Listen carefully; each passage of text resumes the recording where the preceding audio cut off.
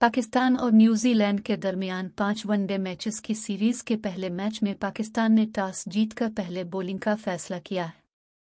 Series का पहला one day आज पिंडी क्रिकेट स्टेडियम में खेला जा रहा है, जहां कप्तान बाबर आजम ने टॉस जीतकर न्यूजीलैंड को पहले बैटिंग की दावत दी।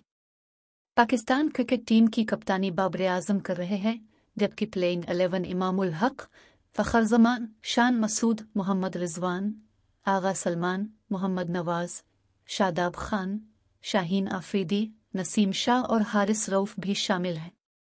वनडे स्क्वाड के लिए पाकिस्तान टीम में 6 स्पेशलिस्ट खिलाड़ियों को शामिल किया गया है। टॉस के बाद की जाने वाली गुफ्तगू में पाकिस्तान टीम के कप्तान बाबर आजम का कहना था कि विकेट दूसरी इनिंग्स में बेहतर रहेगी, हदफ हासिल करने की कोशिश करेंगे। दूसरी जानिब कप्तान न्यूजीलैंड टॉम लेथम का कहना था कि T20 का आखिरी मैच जीतने के बाद टीम का मोराल बढ़ा, हम भी टॉस जीतकर बॉलिंग ही करते।